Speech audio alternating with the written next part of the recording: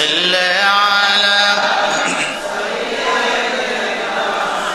مولانا محمد وعلى آل سيدنا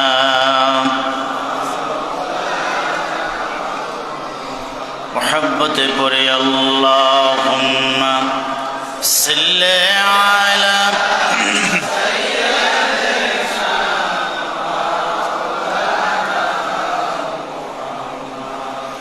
وعلى آل سيدنا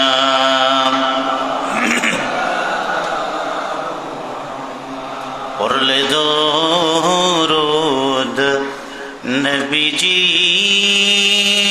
শানে জীবনের গুনাহ মাফ হয় আল্লাহর হাবিবের ভালোবাসায় আল্লাহর জান্নাত পাওয়া যায় আল্লাহুম্মা সাল্লি আলা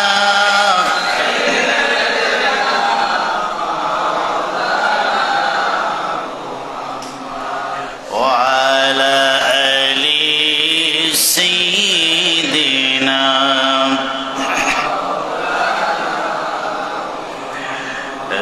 রওজা শরীফ দেখে মন ভরে না দিদার দাও গো শাহে মদিনা নবীর রওজা শরীফ দেখে মন ভরে না দিদার দাও গো শাহে মদিনা দিদার দাও গো শাহে মদিনা ইয়া রাসূলুল্লাহ ইয়া হাবিবাল্লাহ ইয়া রাসূলুল্লাহ ইয়া হাবিবাল্লাহ নবীর রওজা শরীফ দেখে মন ভরে না দিদার দাও গো আরশের মেহমান করেছেন আল্লাহ কত শান কত মান মোর কামলিওয়ালা আরশের মেহমান করেছেন আল্লাহ কত শান কত মান মোর কামলিওয়ালা কত শান কত মান মোর কামলিওয়ালা ও গো মদিনাওয়ালা করো করুণা দিদার দাও গো শাহে মদিনা নবীর রওজা শরীফ দেখে মন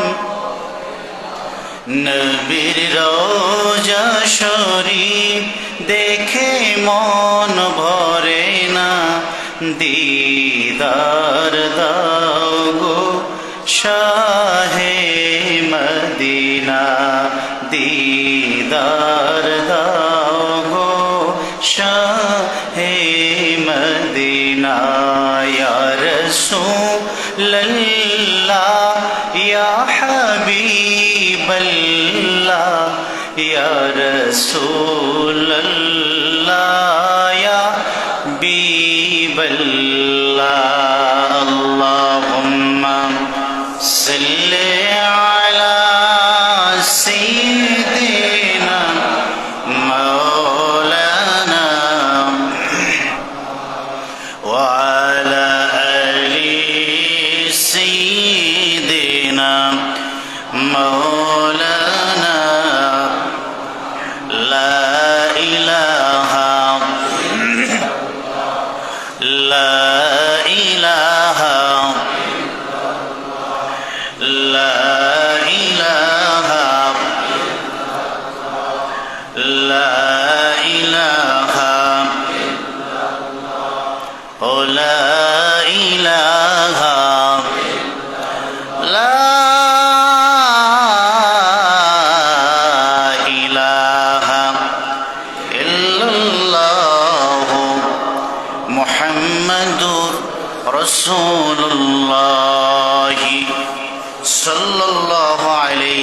وسلم اللهم صل وسلم وبارك عليه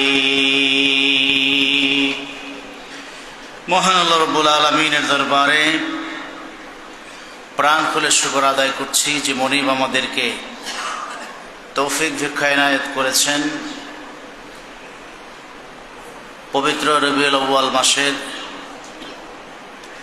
এই মোবারক চাঁদ, যে চাঁদকে কেন্দ্র করে আল্লাহ রাব্বুল আলামিন তার প্রিয় রসুলকে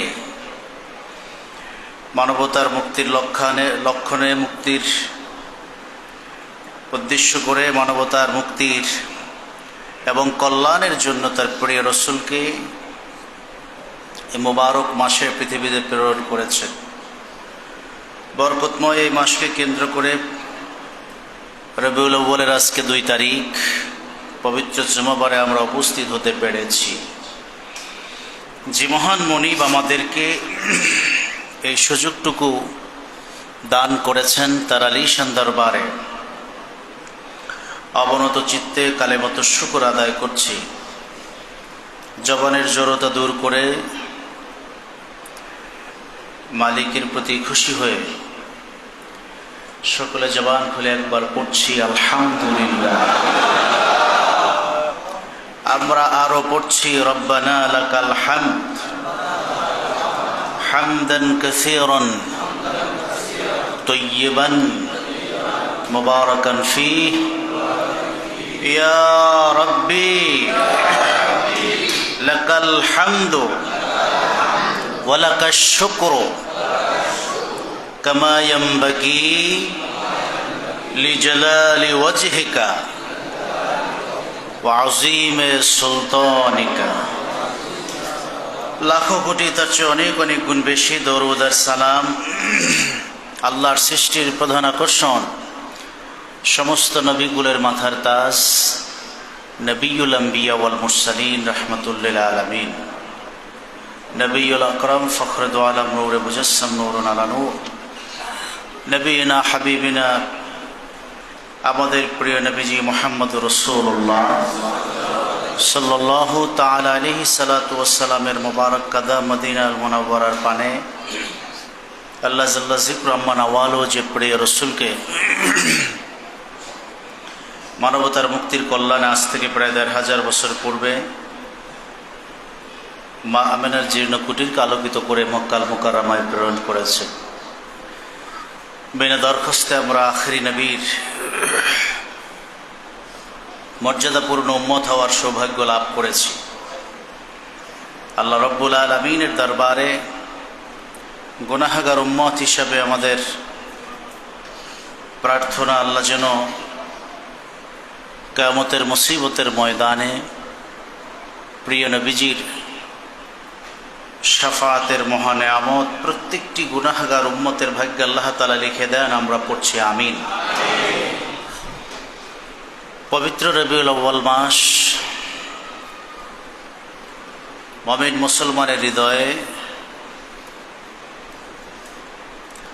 আনন্দের হিল্লোল বয়ে যাওয়ার মাস। পৃথিবীর যত আয়োজন সব একজনকে কেন্দ্র করে, তিনি হলেন আখিরি নবী, নবীকুল শিরোমণি আল্লাহর হাবিব প্যারা নবীজি মুহাম্মদুর রাসূলুল্লাহ সাল্লাল্লাহু আলাইহি সাল্লামকে কেন্দ্র করে, যার কারণে গোটা সৃষ্টিকে আল্লাহ তাআলা এত সুন্দর করে সাজিয়েছে, যার কারণে নবীদের সৃষ্টি হয়েছে, যার কারণে আসমান জমিন লৌহ কলমের সৃষ্টি হয়েছে, যার কারণে সৃষ্টির পূর্ণতা লাভ করেছে। সে মহান মানবের শুভাগমনের মাস পবিত্র রবিউল আউয়াল মাস। মাসব্যাপী, 2 মাসব্যাপী, 3 মাসব্যাপী, সারা বছরব্যাপী যার গুণগান চলছে, চলবে, এমন কোনো সেকেন্ড পৃথিবী থেকে অতিবাহিত হয় না যে সেকেন্ডে প্রিয় নবীজির নাম উচ্চারিত হয় না। পৃথিবীর একমাত্র ব্যক্তিত্ব যার প্রশংসা গুণকীর্তন ইবাদত বন্দেগী গোটা সৃষ্টি করে, স্বয়ং আল্লাহ নিজেও করেন। সুবহানাল্লাহ। একমাত্র ব্যক্তিত্ব আমাদের নবীজি, যার গুণকীর্তন প্রশংসা গোটা সৃষ্টি অনবরত করছে, ফেরেশতারা করছে, স্বয়ং আল্লাহ নিজেও করছেন। আল্লাহ বলছেন, নিশ্চয়ই আমি এবং আমার ফেরেশতারা প্রিয় রসুলকে অনবরত দরুদ ও সালাম পেশ করছি। এক সেকেন্ড মুহূর্ত বাদ যায় না। পৃথিবীর কেউ যদি প্রিয় রসুলকে মনে না করে, তাতে প্রিয় রসুলের কোনো ক্ষতি হবে না। আল্লাহ বলছেন, আমি আমার হাবিবের প্রশংসার জন্য আমি আল্লাহ নিজেই যথেষ্ট। সুবহানাল্লাহ। বরং সৃষ্টি যদি তাকে স্মরণ করে, সৃষ্টি লাভবান হবে। উম্মত যদি তাকে স্মরণ করে, উম্মত লাভবান হবে। অনবরত গোটা সৃষ্টি তাকে স্মরণ করছে। নামাজে, আজানে, ইকামতে, পৃথিবীতে আসতে, বিদায় নগলে, জানাজায়, এমন কোন স্পট নাই যেখানে রাসূলুল্লাহ নাই। যে বিবাহে রাসূলুল্লাহর নাম নাই, সেই বিবাহ হবে না। যে খুতবায় নবীজির নাম নাই, সে খুতবা হবে না। যে আজানে প্রিয় নবীজির নাম নেই, সে আজান হবে না। যে সালাতে নবীজির নাম নেই, সে সালাত পূর্ণাঙ্গ হবে না। এক কথায়, যেখানে আল্লাহ নিজেকে সংযুক্ত করেছেন, তার হাবিবকে অনেক বেশি ভালোবেসে আল্লাহ তার হাবিবকেও সেখানে সংযুক্ত করেছে। সুবহানাল্লাহ। সেজন্য দিন, সপ্তাহ, মাস নয়, প্রতি সেকেন্ডকে কেন্দ্র করে, প্রতি মুহূর্তকে কেন্দ্র করে আল্লাহ তার হাবিবের আলোচনাকে সমুন্নত করেছে। নির্দিষ্ট একটি দিনে, একটি সপ্তাহে, একটি মাসে, একটি বছরে তার আলোচনা করে কেউ কখনো শেষ করতে পারেনি। এজন্য কবিরা তার প্রশংসা বর্ণনা করতে গিয়ে বলেছেন, কি আর লিখব, কি আর বলবো, আল্লাহর পরেই যার স্থান, তার বর্ণনা পৃথিবীর কলম দিয়ে লেখা সম্ভব নয়। পৃথিবীর সব মুখ দিয়ে বলে তা প্রকাশ করা সম্ভব নয়। পৃথিবীর এমন কোনো ভাষা তৈরি হয়নি যে ভাষায় আখিরি নবীর গুণকীর্তন করে শেষ করা যায়। এক কথায়, আল্লাহর পরেই তিনি, তার উপরেই আল্লাহ। বলেন না সুবহানাল্লাহ। প্রিয় সুধী, যত শুনবেন তত মুগ্ধ হবেন, তার আদর্শের কাছে মাথা নত হবে, শান্তির বারতা আপনার হৃদয়ের মণিকোঠায় ঢুকবে। তিনিই তো মুহাম্মদ সাল্লাল্লাহু আলাইহি ওয়াসাল্লাম। এজন্য তার ব্যাপারে আল্লাহ নিজে কোরআন কারিমে চারিত্রিক সার্টিফিকেট দিয়েছেন। দুনিয়াতেও আমরা চারিত্রিক সার্টিফিকেট নেই। অনেক সময় ঘুষ দিয়ে, অনেক সময় প্রভাব খাটিয়ে, অনেক সময় সত্য মিথ্যার মিশ্রণ ঘটিয়ে আমরা দুনিয়ার চারিত্রিক সার্টিফিকেটগুলো নেই। প্রিয় রসুলের চারিত্রিক সার্টিফিকেট স্বয়ং আল্লাহ নিজে দান করেছেন। আল্লাহ বলছেন, ওয়া ইন্নাকা লাআলা খুলুকিন আযীম, আমি নিজে দায়িত্ব নিয়ে আপনাকে উত্তম চরিত্রের উপরে সুপ্রতিষ্ঠিত করেছি। সুবহানাল্লাহ। সুতরাং যার চরিত্রের ব্যাপারে স্বয়ং আল্লাহ নিজে সার্টিফিকেট দিয়েছেন, তার উচ্চতা, তার উচ্চাঙ্গের বর্ণনা কোন স্তরের, কোন লেভেলের হতে পারে তা বলা বাহুল্য। আমরাও চেষ্টা করব প্রিয় হাবিবের জীবনের একটু একটু আলোচনা উপস্থাপন করবার, তা শুনে হৃদয়ঙ্গম করবার। যদি আমাদের জীবনের কোনো একটি অংশের পরিবর্তন হয়, আমলের পরিবর্তন হয়, আমরা যেন সত্যিকার মানুষই হতে পারি, সেটাই আল্লাহ রসুলের গোটা জীবন জুড়ে পরিলক্ষিত হয়েছে। তো সাধারণত প্রিয় রসুলের আদর্শ, তার মুজিজা, তার শরাফত, তার কারামত, তার আজমত, তার রফাত, তার নেতৃত্ব, এই সব বিষয় আমরা ব্যাপক আলোচনা শুনে থাকি। আমাদেরকে শুনতে হবে। আমাদের জীবন গঠন করবার জন্য প্রিয় রসুলের জীবনের একটি সেকেন্ড বাদ দিলেও চলবে না, বরং প্রিয় হাবিবের প্রত্যেকটি সেকেন্ড উম্মতের জন্য বড় আদর্শ। তা আমাদেরকে শুনতে হবে, তা আলোচনা করতে হবে।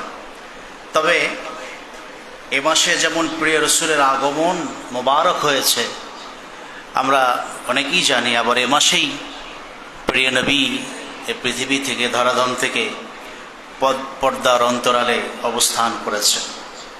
নবীদের মৃত্যু হয় না, নবীদের স্থান পরিবর্তন হয়।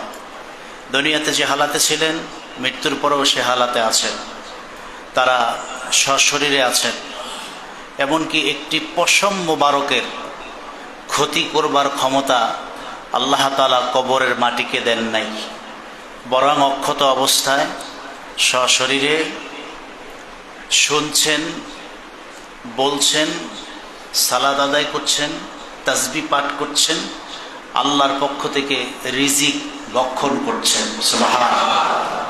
এই অবস্থায় সকল নবীগণ রওজায়ে আতহারে অবস্থান করছেন। সম্মানিত সুধী, তো আল্লাহর হাবিবও এই পবিত্র রবিউল আউয়াল মাসেই এই পৃথিবীর থেকে বিদায় নিয়েছেন। যে তারিখে পৃথিবীতে এসছেন সে তারিখই পৃথিবীর থেকে বিদায় নিয়েছে। আমরা পবিত্র রবিউল আউয়াল মাসের আলোচনাটা প্রিয় রসুলের বিদায় দিয়ে শুরু করতে চাই। এটা খুব কম শোনা হয় যে আল্লাহর হাবিব সাল্লামের জীবনের শেষ মুহূর্তটা, ইন্তেকাল মুবারকের আগের দিনগুলো কেমন ছিল এবং বিদায়ের সেই দৃশ্যায়নটা কেমন ছিল। এটা অনেক কষ্টের, অনেক আবেগের, অনেক বেদনার, কিন্তু তার মধ্যেও রয়েছে উম্মতের জন্য অনেক আদর্শ, উম্মতের জন্য অনেক শিক্ষা। চলে যাওয়ার মুহূর্তটি বিভিন্ন কিতাবে বিভিন্নভাবে এসছে, বিশেষ করে সাহিহুল বুখারীতে ব্যাপক হাদিস এসছে আল্লাহর হাবিবের শেষ দিনের শেষ মুহূর্তগুলোর। আমরা একটু শুনবার চেষ্টা করি এবং হৃদয়ঙ্গম করবার চেষ্টা করি। প্রিয় সুধী, আল্লাহর হাবিব দুনিয়া থেকে চলে যাওয়ার আগে অনেকগুলো মেসেজ পেয়েছেন, ওহী পেয়েছেন, যে ওহীর মাধ্যমে তিনি নিশ্চিত হয়ে গেছেন তিনি আর বেশি দিন এই পৃথিবীতে নাই।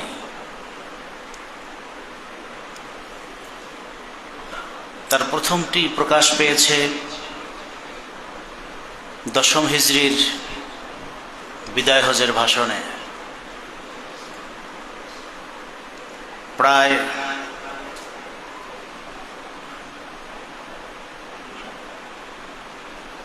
লক্ষাধিক সাহাবীর সামনে প্রিয় রসুল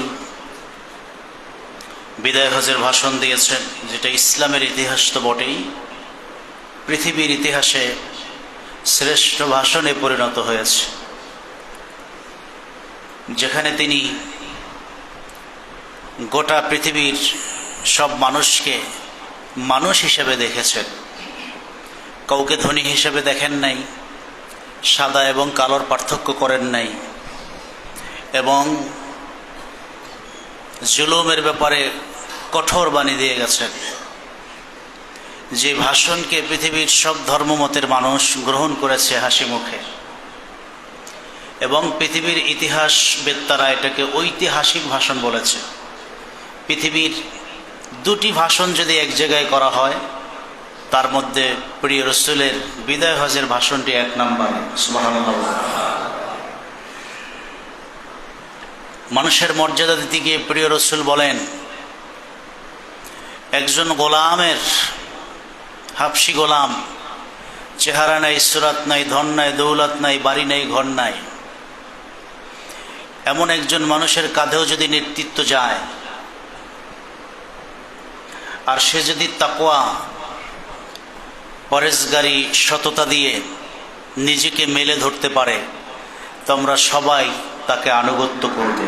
সুবহানাল্লাহ। তার মানে একজন রিকশাওয়ালাও নেতৃত্বের আসনে বসতে পারে। আল্লাহ রসুল মানুষের মর্যাদা দান করে গেছে, যেটা এই সমাজে খুবই অনুপস্থিত। কি নেতৃত্বের ক্ষেত্রে অনেক ক্ষেত্রেই সেটা অনুপস্থিত। বাস্তবে আমরা বিদায় হজের ভাষণ থেকে অনেক অনেক দূরে অবস্থান করছি। তো প্রিয় রাসূল লক্ষাধিক সাহাবীর সামনে যখন বিদায় হজের ভাষণ দিবেন, আপনারা জানেন বিদায় হজের দুটি ভাষণ হয়েছিল। বর্তমান যেখানে মসজিদে নামিরা, সূর্য ঢলার পরে নামিরা নামক একটি পাহাড় আছে, ওই পাহাড়ের চূড়ায় দাঁড়িয়ে দুপুরের সূর্য একটু ঢলে পড়বার পর প্রিয় রাসূল একটি ভাষণ দিয়েছিলেন। এটি ঐতিহাসিক বিদায় হজের ভাষণ, যেটির নমুনায় সেখানে একটি মসজিদ তৈরি হয়েছে, মসজিদে নামিরা, যেখান থেকে আজও হজের ভাষণ প্রদান করা হয়। ঠিক ওই নমুনায় আল্লাহ রসুল এখানেই ভাষণ দিয়ে খুতবা পাঠ করে তারপরে 2 ওয়াক্ত নামাজ একসাথে আদায় করেছেন। শেষ বিকালে প্রিয় রাসূল আর একটি ভাষণ দেন, সেটি ছিল অনেকটাই শেষ ভাষণ, খুব সংক্ষিপ্ত একটি ভাষণ। সেটি হলো যেটিকে আমরা জাবালে রহমত বলি, আরাফাতের ময়দানে ওই জাবালে রহমতের পাহাড়ের কোল ঘেঁষে, পুরো জাবালে রহমতের পাহাড়ের উপরে নয়, তার পাশে একটু উঁচু জায়গায় কাসওয়া নামক উষ্টির উপরে দাঁড়িয়ে প্রিয় রাসূল ভাষণ দিয়েছিলেন। সংক্ষিপ্ত কাঁদো কাঁদো চোখে তিনি বলেছিলেন, হাল বাল্লাগতু, আমার এই 63 বছরের জিন্দিগির জার্নির সফরের শেষ দ্বার প্রান্তে এসে আমি তোমাদেরকে প্রশ্ন করতে চাই, আমি কি আমার দায়িত্ব পালন করতে পেরেছি? 3 বার এই কথাটি বলেছেন, হাল বাল্লাগতু, হাল বাল্লাগতু, আমি কি আমার দায়িত্ব পালন করতে পেরেছি? সমস্ত সাহাবীরা সমস্বরে উচ্চস্বরে বলেছেন, নাম আনতা বাল্লাগতা, বাল্লাগতাল কোরআন ওয়ার রিসালা, আপনার উপরে অর্পিত দায়িত্ব কোরআনের সে আমানত আপনি পরিপূর্ণভাবে তার হক আদায় করতে পেরেছেন, রিসালাতের দায়িত্ব পরিপূর্ণভাবে আপনি আদায় করতে পেরেছেন। বিধায় আজকে শূন্য মানুষ থেকে লক্ষ লক্ষ মানুষ আপনার ঝান্ডা তলে আজকে এসে আমরা হাজির হয়েছি। সুবহানাল্লাহ। আপনি দায়িত্ব পালন করতে না পারলে আপনি তো নূহ নবীর মতো হতেন, যে 950 বছর দাওয়াত দিয়ে 80 জনের বেশি মানুষকে এক জায়গায় করতে পারেন নাই। কোন নবী পারে নাই, কিন্তু আপনি পেরেছেন। 950 বছরের দাওয়াতে 80 জন, আর আপনি মাত্র 23 বছর দাওয়াত দিয়ে লক্ষ লক্ষ মানুষ এক ছায়া, এক ছাতার ছায়া তলে একত্রিত করতে পেরেছেন। আপনি আপনার দায়িত্ব পরিপূর্ণভাবে পালন করতে পেরেছেন। বলুন না সুবহানাল্লাহ।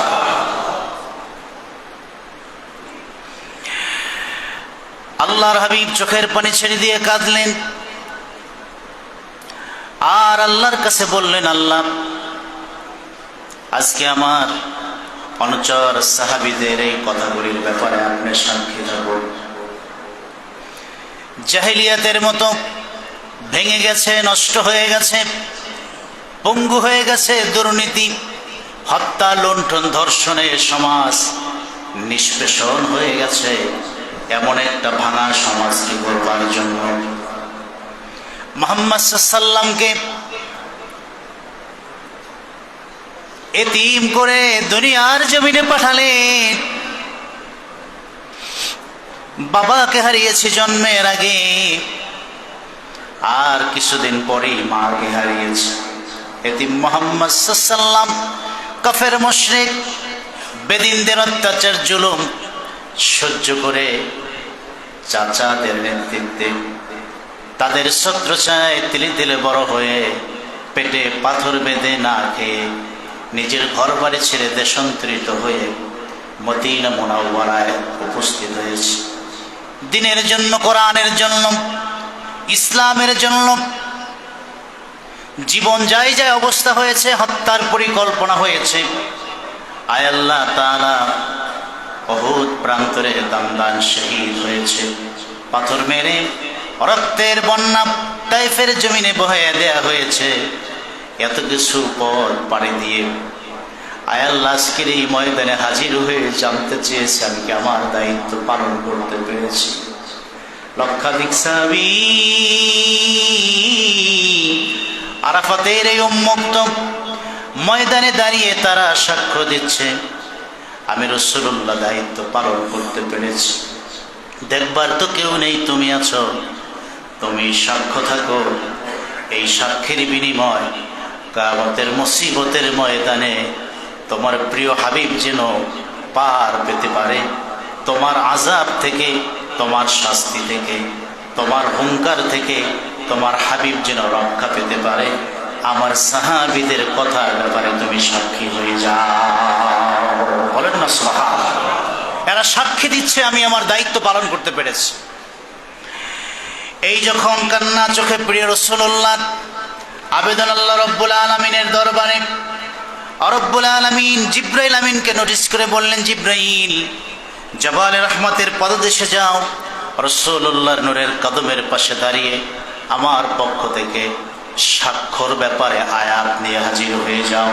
জিবরাইল আমিন আল্লাহর পক্ষ থেকে বিদায় হজের বাসনের শেষ প্রান্তে জাবালে রহমতের পদদেশে রাসূলুল্লাহর পাশে দাঁড়িয়ে কানে কানে বলে, ইয়া রাসূলুল্লাহ, ইয়া হাবিবাল্লাহ, দিন পূর্ণ হয়ে গেছে। সাহাবীরা সাক্ষ্য দিয়েছে, আল্লাহ রাব্বুল আলামিন ঘোষণা দিয়েছেন এই লক্ষাধিক সাহাবীর সাথে আসমানের আল্লাহ দিন পূর্ণ হওয়ার সাক্ষীটাকে কোরআন কারীমের আয়াত নাজিল করে দিয়ে এই কোরআন কারীমে তা চিরস্থায়ী করে দিতে চায়। আল্লাহর পক্ষ থেকে আয়াত আসলো, আল-ইয়াওমা আকমালতু লাকুম দীনাকুম ওয়া আতমামতু আলাইকুম নি'মাতি ওয়া রাদিতু লাকুমুল ইসলাম দীনা। হাবিব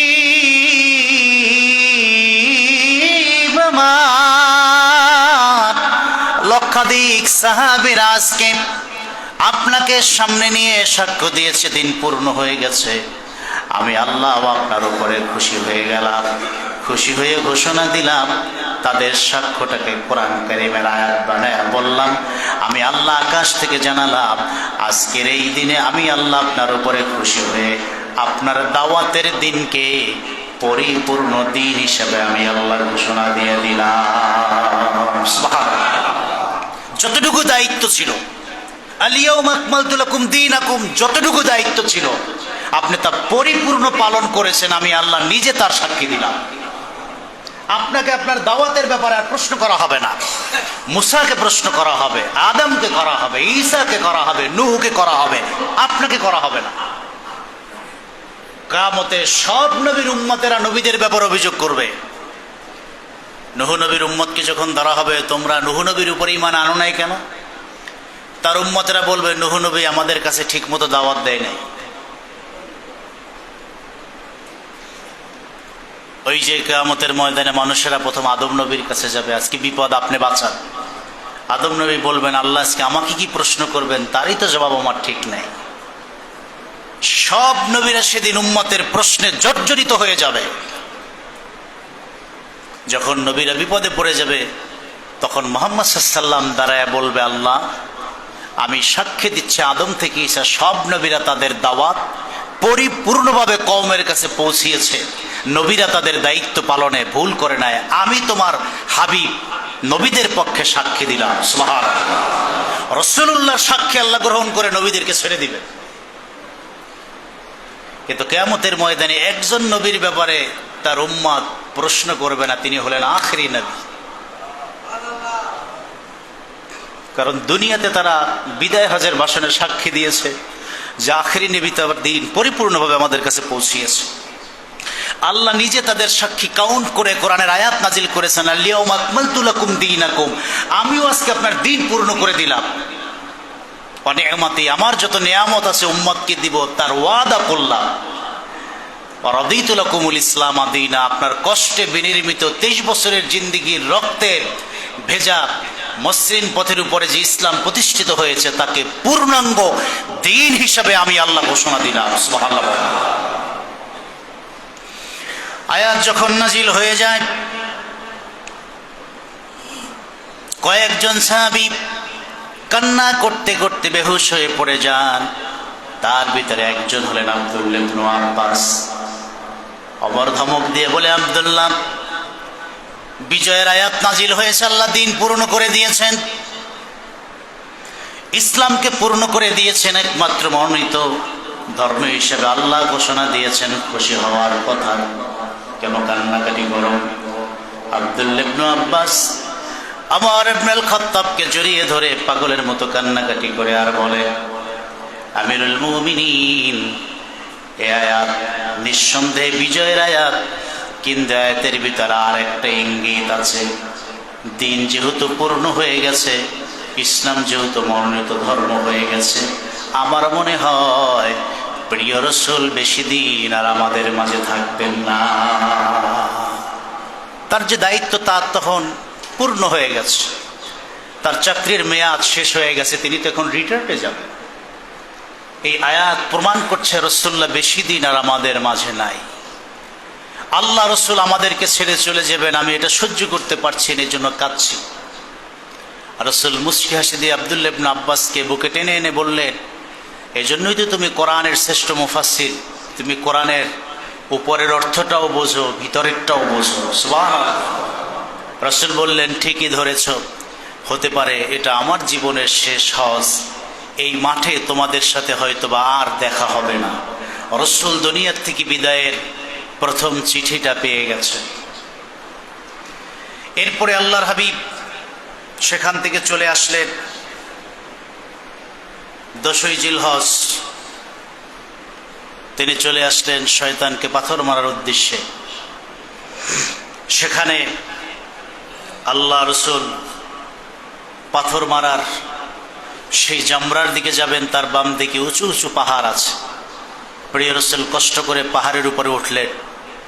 সেখানে নাজিল হলো সূরাতুন নাসর, ইজা জাআ নাসরুল্লাহি ওয়াল ফাত, যখন বিজয় আসবে, মানুষেরা দিনের ভিতরে প্রবেশ করবে। ফাসাব্বিহ বিহামদি রাব্বিকা ওয়াস্তাগফির, তখন আপনার দায়িত্ব বেশি বেশি তাসবিহ পাঠ করবেন, ইস্তিগফার করবেন, রবের সাক্ষাতের জন্য অপেক্ষা করবেন। রাসূল বললেন, সূরাতুন নাসর আমাকে মৃত্যুর আরেক ধাপ সামনে এগিয়ে নিয়ে গেছে। সুবহানাল্লাহ। এরপরে আইয়ামে তাশরিক, জিলহজের 10, 11, 12 প্রিয় রাসূল সাহাবীদেরকে একটু ভাষণ দিলেন। সেই ভাষণে তিনি আরো স্পষ্ট করলেন, তিনি বললেন, লিতাখুযু মানাসিকাকুম, তোমরা আমার কাছ থেকে হজের যাবতীয় মাসআলা, যাবতীয় হজের নিয়ম কারণ আমার কাছ থেকে শিখে নাও। ফাইন্নী লা আদরি, কারণ আমি জানি না যে লাআল্লি লা আহজ্জু বাদা হাজ্জাতি হাযিহি, এই বছরের হজের পর আমি আবারও এখানে হজ করতে আসতে পারবো, তা গ্যারান্টি দিয়ে আমি বলতে পারছি না।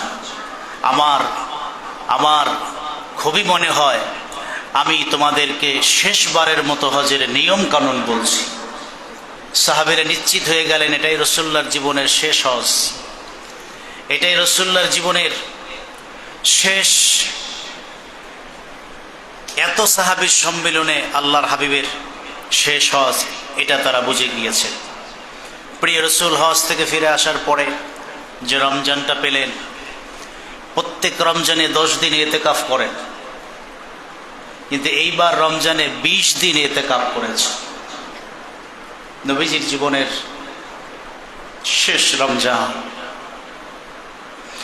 রাসূলকে প্রশ্ন করা হলো 20 দিন কেন? রাসূল বলছেন আর রমজান জীবনে পাবো, আর বেশি ইবাদত করতে পারবো, সেই সুযোগ তো আমার জীবনে নাও আসতে পারে।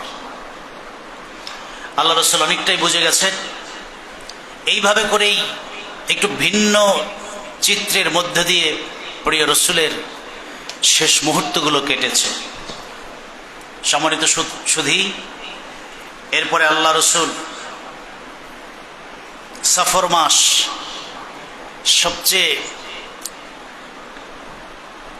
সফর মাসটা ছিল ঘটনাবহুল একটি মাস। আল্লাহ রাসূল এই সফর মাসে উহুদ প্রান্তরে তিনি যে সমস্ত সাহাবা আজমাইন শহীদ হয়েছেন তাদের কবর জিয়ারতে গিয়েছেন। কবর জিয়ারত করা নবীদের সুন্নত, বিশেষ করে আমার নবীর সুন্নত। সুবহানাল্লাহ। আল্লাহ রাসূল মাঝে মধ্যেই বিভিন্ন কবরস্থানে যেতেন কবর জিয়ারত করতে। উহুদ প্রান্তরে যেতেন, জান্নাতুল বাকিতে যেতেন, প্রায় যেতেন কবর জিয়ারত করতে।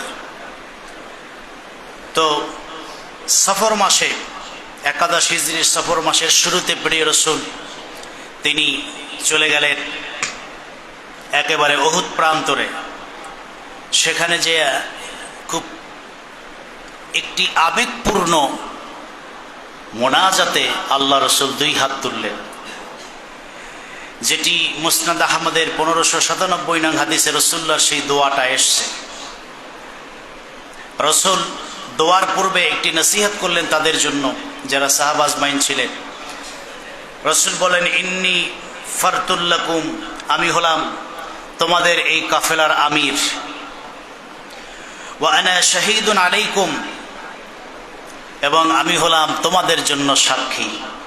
যারা আমাদের সাথে আসছো তাদেরও, যারা এই উহুদ প্রান্তরে উহুদের যুদ্ধে শহীদ হয়ে আমার চাচা আমির হামজা সহ অনেকেই এই মাকবারায় শায়িত, আমি তাদের জন্য আমির এবং সাক্ষী। সুবহানাল্লাহ। ওয়া ইন্নী ওয়াল্লাহি লা আনজুরু ইলা হাউদি আল-আন, আমি এই মুহূর্তে আল্লাহর শপথ, আমি আমার হাউজে কাউসার নিজ 2 চোখে দেখতে পাচ্ছি। সুবহানাল্লাহ। এরপর রাসূল বললেন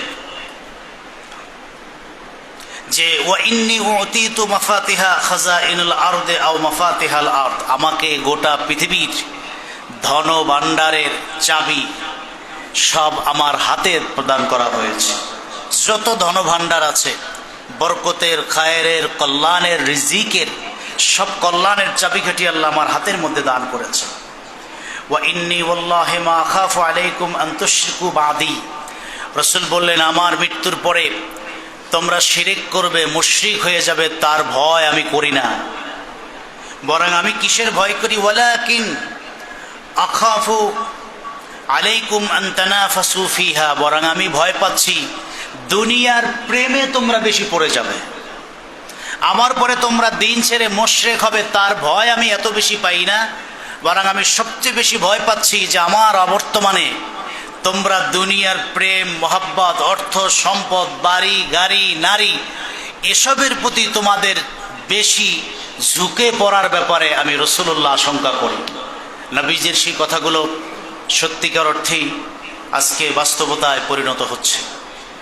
সম্মানিত সুধী, আল্লাহ রাসূল সেখান থেকে মোনাজাতে কান্নাকাটি করে তাদেরকে বলেছেন, তোমরা যেমন কবরে শুয়ে আরামের দিন পার করছো, বেশি দেরি নয় আমিও তোমাদের সাথী হয়ে যাব, হয়তোবা বেশি দিন বাকি নাই, তোমাদের সাথে আমার সাক্ষাৎ হয়ে যাবে। আল্লাহ রাসূল এইরকম বিভিন্ন দোয়ায়, বিভিন্ন মোনাজাতে, বিভিন্ন কথায় নিজের জীবনের শেষ মুহূর্তের কথাগুলো আল্লাহর হাবিব তুলে ধরেছেন। একদিন মধ্যরাতে জান্নাতুল বাকিতে গিয়ে আল্লাহ রাসূল সবচেয়ে বেশি কান্নাকাটি করেছেন এবং সেখানে মোনাজাতে রাসূল শেষ পর্যন্ত এই কথাটি বলেছেন, ও চিরেই তোমাদের সাথে আমি রাসূলুল্লাহ সাক্ষাৎ হচ্ছে, অর্থাৎ আমি অল্প কিছু সময়ের মধ্যেই তোমাদের কাছাকাছি চলে আসতেছে। এই কথাগুলো আল্লাহ রাসূল বলছেন সফর মাসের শেষ দিকে, 29 সফর রসুল ইন্তেকাল করলেন 12 রবিউল আউয়াল, 29 সফর। আল্লাহ রসুল জান্নাতুল বাকিতে এক জানাজায় অংশগ্রহণ করেছে। ওই জানাজায় অংশগ্রহণ করে রসুল্লাহর হেঁটে হুজরা মুবারকে আসতে পারেন নাই, প্রচণ্ড মাথা ব্যথা। জানাজা সুন্দর করে শেষ করে যখন ফিরবেন প্রচণ্ড মাথা ব্যথা, এমন মাথা ব্যথা 3 থেকে 4 বার বেহুশ হয়ে পড়ে গেছে। পরে আল্লাহর হাবিবের পাগড়ি মোবারক দিয়ে তার মাথা জোর করে বাঁধা হয় এবং এই পাগড়ি ইন্তেকালের আগ মুহূর্ত পর্যন্ত তার মাথায় বাঁধা ছিল। ফজর সময় খোলা হয়েছে, কিন্তু এইটা দিয়ে বেঁধে রোগ প্রশমন করার চেষ্টা করা হয়েছে। এজন্য মাথা ব্যথা হলে আঙুল দিয়ে চিপে দেওয়া, একটু পানি দিয়ে গামছা, যেটা রসুল করেছে। আল্লাহর হাবিব মক্কা থেকে হিজরত করে মসজিদে কুবার যে পল্লীতে অবস্থান করছিলেন, সেখানে একটি কূপের পানি পান করেছিলেন। রসুল বলছিলেন, মনে হয় যেন জান্নাতি পানি পান করছে। সুবহানাল্লাহ। ওই কূপের পানি দিয়ে গামছা ভিজিয়ে রসুল্লাহর মাথা শেষের 14 দিন, 13 কি 14 দিন মাথায় পট্টি বেঁধে দেওয়া হয়েছিল। এই জন্য দেখবেন ডাক্তাররা বলে, জ্বর যদি বেশি হয়ে যায়, 103-4 হয়ে যায়, গামছা পানিতে ভিজিয়ে মাথার উপরে দিয়ে দিবেন, এটা সুন্নাহ। সুবহানাল্লাহ। কারণ জ্বর এটা অনুভব করা যায় উত্তাপ থেকে, আর উত্তাপ নিবারণের সবচেয়ে বড় অস্ত্রের নাম হলো ঠান্ডা পানি। এই জন্য বেশি জ্বর হলে পানি দিয়ে মাথায় গামছা দিয়ে পানি দিয়ে ভিজিয়ে রাখতে হয়। প্রিয় রসুল শেষের 14 দিন ও গামছা দিয়ে মাথা ভিজিয়ে পানি দিয়ে তিনি মাথা বেঁধেই রাখতেন। প্রচণ্ড ব্যথা শুরু হলে প্রিয় রসুল তিনি অসুস্থ হয়ে পড়েন, অনেকটা বিছানায় পড়ে যান। এই অবস্থায় আল্লাহ রসুল 7 দিন কষ্ট করে কাঁধে ভর করে মসজিদে নববীতে এসে তিনি সালাতের ইমামতি করেছেন। কিন্তু শেষের 4 দিন, 4র্থ দিনের এশার নামাজ থেকে প্রিয় রসুল আর ইমামতি করতে পারেননি, বরং প্রতি ওক্তে এত কেঁদেছেন। কেউ কেউ বলেছেন 6 মাসের চোখের পানি এক জায়গায় করলে যত পানি হয়, আল্লাহর হাবিব শেষের 4 দিন ইমামতি করতে না পেরে, নামাজ পড়াতে না পেরে, জামাতে দাঁড়াতে না পেরে, জামাতের বরকত থেকে মাহরুম হওয়ার ব্যথায় 6 মাস কাঁদলে যে পানি চোখ থেকে পড়ে, 4 দিনে তার চেয়ে বেশি চোখের পানি পড়েছে। প্রিয় নবীজির জীবনের শেষ কথা ছিল আসসালাত আসসালাত ওয়া মা আইমানুকুম। 2টি নসিহত করেছেন, 1 সালাত, 2 কর্মচারী দাসী তাদের ব্যাপারে সদাচরণ, অর্থাৎ নিচু মানুষের সাথে ভালো আচরণ করার কথা তিনি বলেছেন। তুমি বড় হিসাবে নিচু মানুষের সাথে যেন খারাপ আচরণ না হয়। সালাত আর এই ব্যাপারে প্রিয় রসুল দীর্ঘ বর্ণনা দিয়েছেন। এইভাবে চলতে চলতে ইন্তেকাল মোবারকের 4র্থ দিন, অর্থাৎ শেষের দিক থেকে 4র্থ দিনে রসুল আসলেন এবং 4র্থ দিনের আসরের মাগরিবের সালাত পড়ানোর পরে এশার সালাতে যাওয়ার জন্য রসুল যখন উঠে দাঁড়ান, আম্মা জান আয়েশা খুব কষ্ট করে, শেষের 7 দিন আম্মা জান আয়েশার ঘরে ছিলেন, আর আগের 7 দিন বিভিন্ন স্ত্রীদের ঘরে ভাগ করে থেকেছেন। শেষের 7 দিন অনুমতি দিয়েছেন, আমি কোথায় থাকলে ভালো হয়? সবাই বলেছেন আয়েশার ঘরে থাকলে ভালো হয়। সুবহানাল্লাহ। হুজুর এই শেষ মুহূর্তেও স্ত্রীদের মাঝে সমতা ব্যবহার করেছেন, যে আপনারা বলেন আমি শেষ মুহূর্ত কোথায় থাকলে ভালো হয়? সবাই বলেছেন হুজুর আমাদের ঘরে তো 7 দিন থেকেছেন, শেষ মুহূর্ত আয়েশার কাছে থাকেন। রসুল বলছেন আমি যেন আল্লাহর কাছে স্ত্রীদের মাঝে সমতা না করার কারণে আমি যেন আসামি হয়ে না যাই, এটা নিশ্চিত হয়েছে। এরপরে 7ম দিন থেকে শেষের 7 দিনের শুরুটা আম্মা জান আয়েশার ঘরে তিনি থেকেছেন। তো আজকে এই কথাই আমি এখানে রাখবো, পরবর্তীতে আমি বলবো 4র্থ দিনের এশার নামাজের জন্য আল্লাহ রসুল অজু করেন, অজু করে দাঁড়ান, নামাজে যাবেন। ব্যথা এত বেশি বেড়ে গেছে, বেহুশ হয়ে রসুল পড়ে গেছেন। 10 মিনিট পার হয়ে যায়, হুশ ফিরে আসার পর বলেছেন, জামাত কি হয়ে গেছে? হুজরা আর মসজিদ তো একসাথে লাগান। সাহাবীরা জবাব দিয়েছেন, সাইয়্যিদুল মুরসালিনের ইমামতির মুসাল্লায় দাঁড়ানোর সাহস কারো নাই। রসুল বলেন, আয়েশা আমাকে আবার অজু করাও, আমি তো বেহুশ হয়ে পড়েছিলাম, অজু ভেঙে গেছে, আবার অজু করাও। আবার অজু করায় দাঁড় করানো হলো। দ্বিতীয়বার আবার বেহুশ হয়ে পড়লেন। এইবার বেহুশ হয়েছেন একটু বেশি সময়। ঘুম থেকে জেগে, জামাত কি হয়ে গেছে? নামাজ কি সবাই পড়ে ফেলেছে? মসজিদে নববী থেকে জোরে আওয়াজ আসছে। রাসূলুল্লাহর জায়নামাজে দাঁড়ানোর সাহস পৃথিবীর কারণে। আল্লাহ রসুল খুব আনন্দ নিয়ে সামনে এক পা বাড়ালেন, আবার বেহুশ হয়ে পড়লেন। তৃতীয়বার বেহুশ হয়ে দীর্ঘ সময় থাকার পরে আল্লাহ রসুল হুজরা থেকে হুশ ফেরার পরে বললেন, জামাত কি হয়ে গেছে? আবারও একই জবাব। চতুর্থবার তিনি বললেন, আমি হয়তোবা চেষ্টা করলে বাঁচব না। আবু বকরকে বললেন, সামনে যাও। কসম আল্লাহ, আবু বকর চিৎকার দিয়ে কেঁদেছেন। যেখানে রাসূলুল্লাহর কদম পড়েছে সেখানে আবু বকরের কদম পড়বে এটা আমি পারবো না। একটু কদম থেকে পিছনে এক পা দাঁড়িয়ে তারপরে ভয়ে ভয়ে সালাত আদায় করছেন। জায়নামাজে দাঁড়িয়ে কান হুজরার দিকে, রসুলকে আসতেছেন নাকি, জামাতে দাঁড়াবেন নাকি, ভয়ে ভয়ে সালাতটা আদায় করেছেন। হাদিসে এসছে নামাজ ভেঙে যায় যে অবস্থা। হুজুর আসতেছেন কিনা, হুজুরকে রেখে জামাত হচ্ছে, নামাজ হচ্ছে। এই পরিস্থিতির মধ্য দিয়ে কেউ কেউ বলেছেন, কি নামাজ পড়েছে, কি শূন্যতার সালাত আদায় করেছে। রসুল ইমামতির মুসাল্লা থেকে দূরে সরে গেলেন। এভাবেই হুজুরের ইন্তেকাল মুবারকের 4র্থ দিনের রাত পার হয়ে গেল। উম্মতের জন্য অনেক মেসেজ রেখে গেলেন। আমরা এখান থেকে অনেক কিছু শিক্ষা পাই। বহু মানুষের মৃত্যুর শেষ মুহূর্তগুলো আমরা দেখি, কিন্তু প্রিয় রাসূলের জীবনের শেষ মুহূর্তগুলো আদর্শে ভরা। নামাজের ব্যাপারে, জামাতের ব্যাপারে, জামাতে একসাথে দাঁড়িয়ে সালাত আদায়ের আগ্রহের ব্যাপারে, 3 বার বেহুশ হয়ে পড়ে যাওয়ার পরেও উঠে নামাজের জন্য ব্যাকুলতা প্রকাশ করা, এটা প্রিয় রাসূল ছাড়া দ্বিতীয় কারো জীবনে ঘটে নাই। আল্লাহ তাআলা সেই রাসূলকে আমাদের জন্য আদর্শ করে এ মাসে পাঠিয়েছেন। আমরা যেন তার আদর্শের নূর হৃদয়ে ধারণ করতে পারি। আল্লাহ তৌফিক দান করুন, বলেন আমিন। নিঃসন্দেহে আমরা ধারাবাহিক সামনের কথাগুলো বলবো। আল্লাহ তাআলা আমাদেরকে কবুল করুন, বলেন আমিন। আরো জোরে বলুন আমিন। আজকে এখানেই শেষ করছি। আসসালামু আলাইকুম ওয়া রাহমাতুল্লাহ। দাঁড়িয়ে যান, ফাঁকা জায়গা বন্ধ।